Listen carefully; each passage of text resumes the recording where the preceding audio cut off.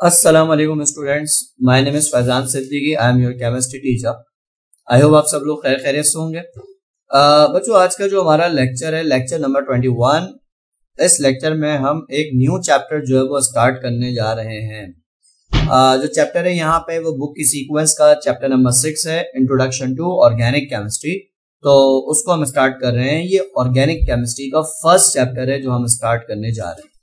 तो कुछ बेसिक चीजें हैं इसकी जो यहाँ पे डिस्कस करने को है, तो उसको डिस्कस कर लेते हैं कि क्या क्या चीजें हमारे पास हैं।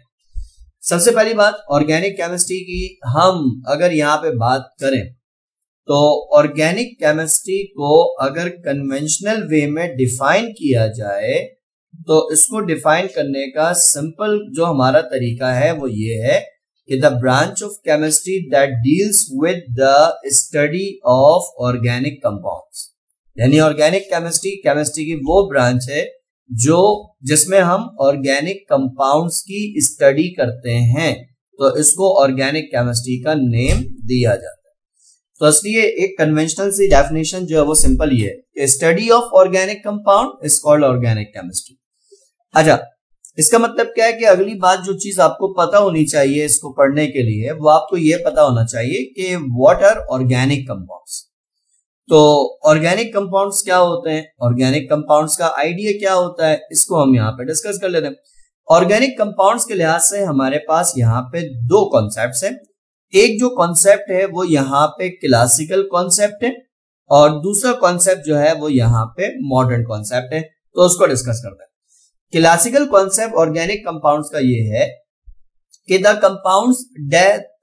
Compound that derive from living things, ऐसे वो तमाम कंपाउंड जो आपको लिविंग थिंग्स में से मिलते हैं।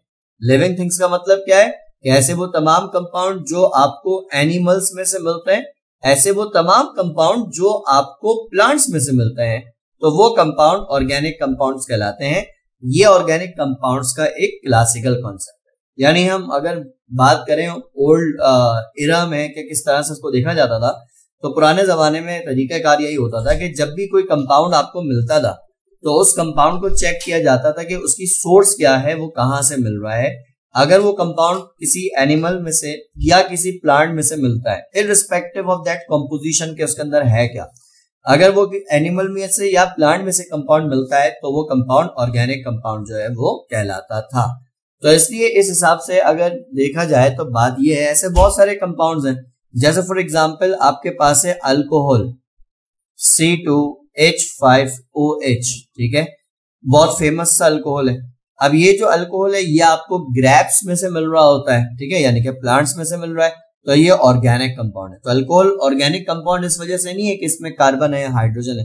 क्लासिकल कॉन्सेप्ट के मुताबिक ये ऑर्गेनिक कंपाउंड इस वजह से है क्योंकि ये प्लांट्स में से मिल रहा होता है, इस वजह से। इसी तरह जैसे आपके पास है कंपाउंड HCOOH, ये एक ऐसा कंपाउंड है जिसको कि हम नाम देते हैं फॉर्मिक एसिड का। फॉर्मिक एसिड जो आपको मिलता है ये आपको मिल रहा होता है रेड एंड्स में से।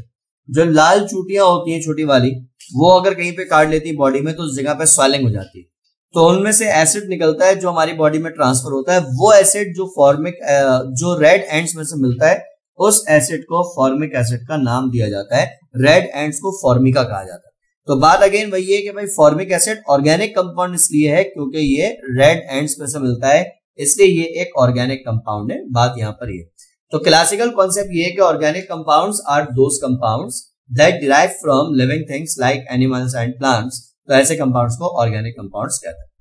अच्छा, जब भी आप ऑर्गेनिक केमिस्ट्री की हिस्ट्री पढ़ेंगे तो इसकी हिस्ट्री में एक थ्योरी जो है वो अमूमन आ रही होती है।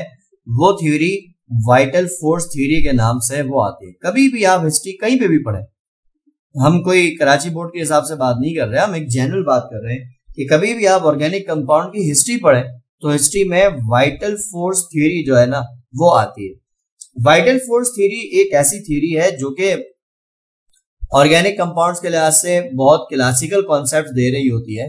तो थोड़ा सा इस थ्योरी को हम डिस्कस करते हैं।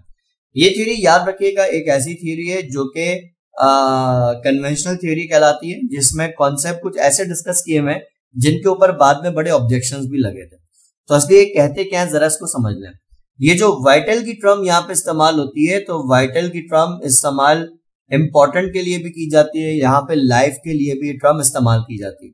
वाइटल फोर्स थ्योरी जो बातें करते हैं मैं उनको समराइज करूं तो इनकी पहली बात यह है, ये कहते हैं कि जितने भी ऑर्गेनिक कंपाउंड्स हमारे पास हैं, ठीक है, उन तमाम ऑर्गेनिक कंपाउंड्स की सोर्स ये होती है कि जितने भी ऑर्गेनिक कंपाउंड्स हैं या तो वो लिविंग रिसोर्सेज से मिलते हैं, यानी कि एनिमल्स में से या प्लांट्स में से मिलते हैं, ठीक है, या फिर आपको ऑर्गेनिक कंपाउंड जो है वो लिविंग रिसोर्सेज के अलावा अदर ऑर्गेनिक कंपाउंड्स में से भी मिल सकते हैं।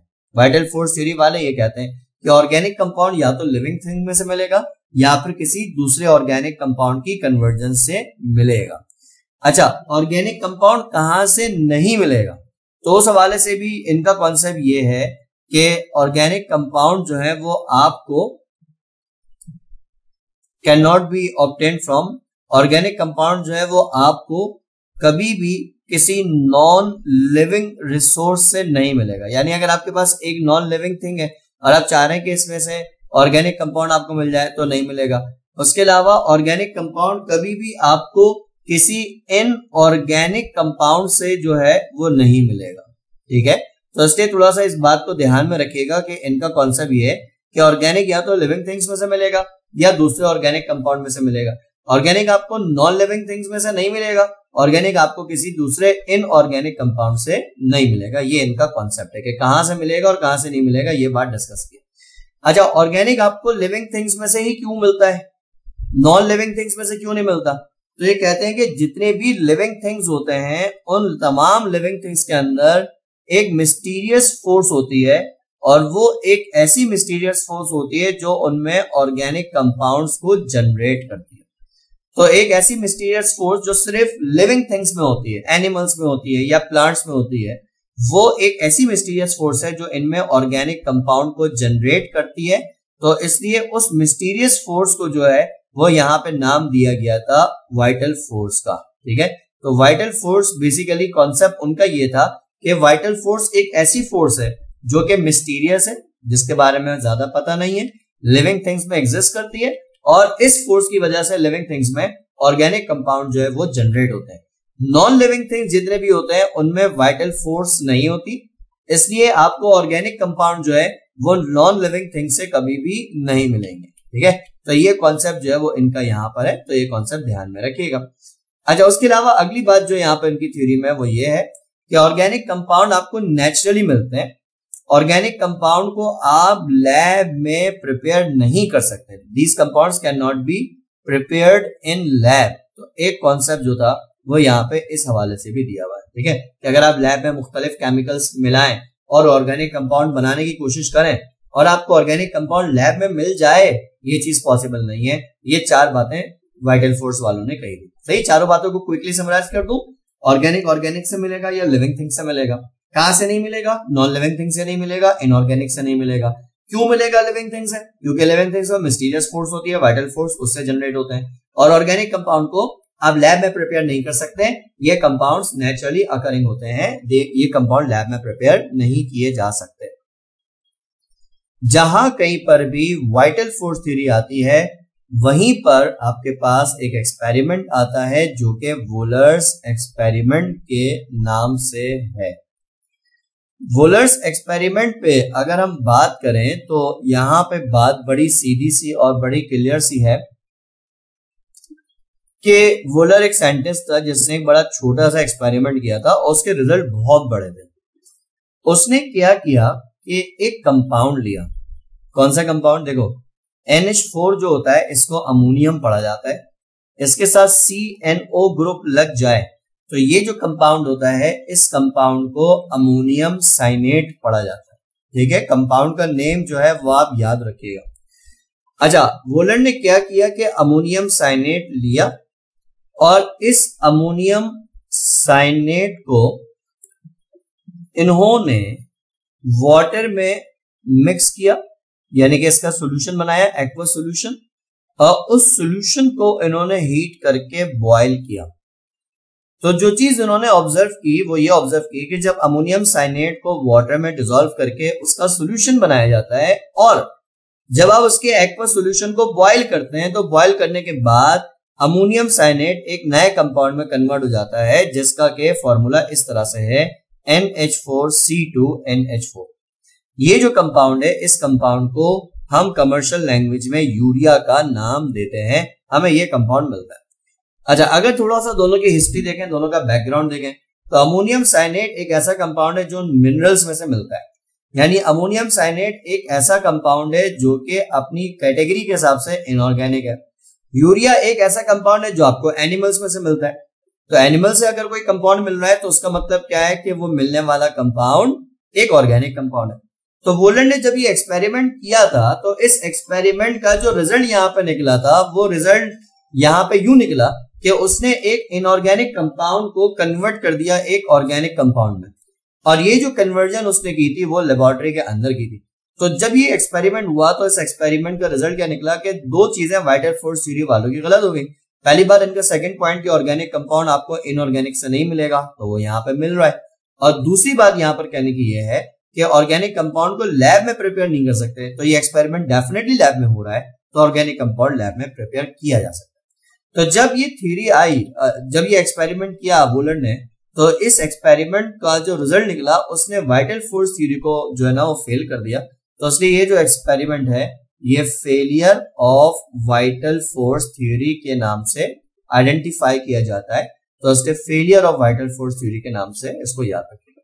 तो इसलिए अक्सर पेपर में इसको कंबाइन करके क्वेश्चन पूछता है कि वाइटल फोर्स थ्योरी क्या थी ये बताएं और इसका फिर फेलियर किस वजह से हुआ था ये बताएं। तो इस तरह से क्वेश्चन पूछा जाता है, तो आपको थोड़ा सा इसका आइडिया होना चाहिए। जब ऑर्गेनिक कंपाउंड को लैब में प्रिपेयर किया गया, अच्छा अक्सर इस पे भी एमसीक्यू पूछता है, dash was the first organic compound prepared in lab. You must remember urea was the first organic compound prepared in lab by Wohler. ठीक है, तो ये यूरिया के हवाले से याद रखिएगा।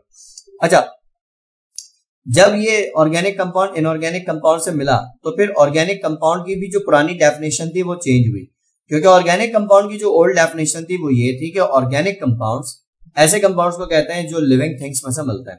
तो जब यहाँ पर ऑर्गेनिक कंपाउंड एक नॉन लिविंग से मिला, इनऑर्गेनिक से मिला, तो डेफिनेशन जो है वो फिर यहाँ पे आगे चेंज हो गई, और चेंज होने के बाद यहाँ पे फिर हमारे पास ऑर्गेनिक कंपाउंड्स की मिली एक मॉडर्न डेफिनेशन। तो जो मॉडर्न डेफिनेशन ऑर्गेनिक कंपाउंड्स की है वो डेफिनेशन रिसोर्सेज के बजाय उसकी कॉम्पोजिशन पे डिस्कस की हुई है, तो इसलिए ये डेफिनेशन सबसे ज्यादा ऑथेंटिक मानी जाती है, ऑथेंटिक समझी जाती है। तो मॉडर्न डेफिनेशन के हिसाब से ऑर्गेनिक कंपाउंड किसे कहते हैं? देखो, कंपाउंड की सोर्स कुछ भी हो, पहले तो था ना कि जो लिविंग थिंग्स से मिल जाए, लेकिन अब क्या है, कंपाउंड की सोर्स कुछ भी हो, ऐसा कंपाउंड जिसमें तीन बातें होंगी वो ऑर्गेनिक कंपाउंड है। सबसे पहली बात ये है कि कंपाउंड जो है उसमें कार्बन होना लाजमी है। ठीक है, कार्बन होना चाहिए, अगर कंपाउंड में कार्बन नहीं है तो वो ऑर्गेनिक नहीं है। कार्बन के साथ जो है वो हाइड्रोजन भी उसके अंदर होना चाहिए। ठीक है, और सम टाइम कोई अदर एलिमेंट हो भी सकता है और नहीं भी हो सकता। ठीक है, अदर एलिमेंट हो तब भी ऑर्गेनिक है, अदर एलिमेंट ना हो तब भी ऑर्गेनिक है। अदर एलिमेंट में कुछ भी हो सकता है, ऑक्सीजन है, सल्फर है, नाइट्रोजन है। तो ऐसे कंपाउंड जिनमें कार्बन प्रेजेंट हो, साथ में हाइड्रोजन प्रेजेंट हो और अदर एलिमेंट प्रेजेंट हो, और इनके दरमियान में कोवेलेंट बॉन्ड प्रेजेंट हो, तो ऐसा कोई भी कंपाउंड जो इन क्राइटेरिया को फुलफिल करेगा तो वो कंपाउंड ऑर्गेनिक कंपाउंड की कैटेगरी में प्लेस किया जाएगा। ये इस तरीके से होता है। तो इसलिए ऑर्गेनिक कंपाउंड की जो मॉडर्न डेफिनेशन थी, तो उस मॉडर्न डेफिनेशन में कार्बन, हाइड्रोजन, अदर एलिमेंट, इस तरह की बातें की हुई। जैसे फॉर एग्जांपल, अगर आपसे पूछा जाता है कि भाई मीथेन ऑर्गेनिक कंपाउंड है या नहीं, मीथेन का फॉर्मूला होता है CH4, तो मीथेन में कार्बन भी प्रेजेंट है, हाइड्रोजन भी प्रेजेंट है, अदर एलिमेंट कोई भी नहीं है, इनमें कोवलेंट बॉन्ड प्रेजेंट होता है, तो ठीक है, ये ऑर्गेनिक कंपाउंड है। अगर पूछा जाए कि भाई एसिटिक एसिड ऑर्गेनिक कंपाउंड है या नहीं, CH3COOH, तो एसिडिक एसिड जो है उसमें कार्बन प्रेजेंट है, हाइड्रोजन प्रेजेंट है, अदर एलिमेंट में ऑक्सीजन प्रेजेंट है, और इनका स्ट्रक्चर ड्रॉ करें तो इनमें कोवलेंट बॉन्ड होता है, तो इसलिए ये ऑर्गेनिक कंपाउंड है। अगर पूछा जाए कि कार्बन डाइऑक्साइड ऑर्गेनिक कंपाउंड है कि नहीं, तो कार्बन डाइऑक्साइड में कार्बन प्रेजेंट है, हाइड्रोजन प्रेजेंट नहीं है, तो ये ऑर्गेनिक कंपाउंड नहीं है। अगर पूछा जाए वाटर ऑर्गेनिक कंपाउंड है या नहीं, तो वाटर में कार्बन ही प्रेजेंट नहीं है, तो इसलिए ये ऑर्गेनिक कंपाउंड नहीं होगा। तो इसलिए ऐसे वो कंपाउंड जिनमें कार्बन हो, हाइड्रोजन हो, अदर एलिमेंट कोई हो, ठीक है, ना हो तो भी ठीक है, और उनमें कोवलेंट बॉन्ड प्रेजेंट होगा, तो वो कंपाउंड ऑर्गेनिक कंपाउंड कहलाएगा। इसी ऑर्गेनिक कंपाउंड से एसोसिएटेड यहाँ पे एक और टर्म आती है और वो टर्म आती है हाइड्रोकार्बन की। समटाइम्स इसमें कंफ्यूजन हो जाती है, तो जरा इस टर्म को सारे बच्चे ध्यान में रखिएगा ये क्या चीज होती है। हाइड्रोकार्बन ऐसे ऑर्गेनिक कंपाउंड्स को कहते हैं जिनमें जस्ट 2 एलिमेंट्स होते हैं। कौन कौन से 2 elements? Those compounds that contain carbon and hydrogen only are called hydrocarbon. ऐसा कोई भी कंपाउंड जिसमें जस्ट कार्बन हाइड्रोजन होगा वो हाइड्रोकार्बन कहलाएगा। अगर कार्बन हाइड्रोजन के अलावा कोई तीसरा एलिमेंट होगा तो वो ऑर्गेनिक कंपाउंड जरूर होगा, लेकिन वो हाइड्रोकार्बन नहीं होगा। जैसे फॉर एग्जांपल अगर पूछा जाए कि आपके पास बेंजीन होता है C6H6, बेंजीन एक ऑर्गेनिक कंपाउंड है, क्या बेंजीन हाइड्रोकार्बन है या नहीं? तो भाई बेंजीन में कार्बन है, हाइड्रोजन है, कोई तीसरा एलिमेंट नहीं है, तो ये हाइड्रोकार्बन है। इसी तरीके से आपसे पूछा जाए कि मीथेन CH4 ऑर्गेनिक कंपाउंड है, हाइड्रोकार्बन है या नहीं? तो बिल्कुल कार्बन है, हाइड्रोजन है, कोई तीसरा एलिमेंट नहीं है, इसलिए ये हाइड्रोकार्बन है। इसी तरह पूछा जाए कि ग्लूकोज होता है C6H12O6, ये हाइड्रोकार्बन है कि नहीं? तो ग्लूकोज एक ऑर्गेनिक कंपाउंड जरूर है, लेकिन इसमें क्या है कि कार्बन और हाइड्रोजन के अलावा तीसरा एलिमेंट ऑक्सीजन भी आ रहा है, तो अगर तीसरा एलिमेंट प्रेजेंट होगा तो वो हाइड्रोकार्बन की कैटेगरी में नहीं आएगा। तो इसकी एक चीज याद रखना कि भाई ऐसे कंपाउंड जिनमें कार्बन हो और हाइड्रोजन हो, सिर्फ 2 एलिमेंट्स प्रेजेंट हो, कोई तीसरा एलिमेंट प्रेजेंट ना हो, तो उनको हम हाइड्रोकार्बन की कैटेगरी में कैटेगराइज करते हैं। तो इस चीज को ध्यान में रखिएगा। अच्छा, यहां पर मैं क्लोज करने से पहले एक छोटी सी बात पूछता हूं। अगर आपके सामने 2 स्टेटमेंट दी जाए, पहली स्टेटमेंट दी जाए, जरा सोच के मुझे व्हाट्सएप पे इसका आंसर जरूर सेंड कीजिएगा। अगर आपके सामने मैं 2 स्टेटमेंट्स रखता हूं, ठीक है, पहली स्टेटमेंट मैं रखता हूं कि all organic compounds are hydrocarbon, ठीक है। दूसरी स्टेटमेंट में रखता हूं कि all hydrocarbon are organic compounds. मैं आपके सामने 2 स्टेटमेंट्स रखता हूं और आपसे एक क्वेश्चन पूछता हूं कि भाई ये 2 स्टेटमेंट्स हैं और ऊपर ऑर्गेनिक कंपाउंड्स और हाइड्रोकार्बन की एग्जांपल्स भी आपको दी हुई है, और आपसे ये पूछा जा रहा है कि बच्चों बताएं इन दोनों स्टेटमेंट में से कौन सी स्टेटमेंट सही है। पहली स्टेटमेंट सही है all organic compounds are hydrocarbon, या दूसरी स्टेटमेंट सही है all hydrocarbon are organic compounds, या दोनों स्टेटमेंट सही हैं, या दोनों स्टेटमेंट गलत है। तो मुझे इसका आंसर जरूर व्हाट्सएप पे सेंड कीजिएगा। तो इसको इतना ही रखते हैं, इंशाल्लाह ताला नेक्स्ट क्लास में हम यहाँ पे कैटिनेशन के ऊपर काम स्टार्ट करेंगे दोबारा से, और इसके आगे से इसको कंटिन्यू करेंगे। थैंक यू सो मच बच्चों, टेक केयर, खुदा हाफिज।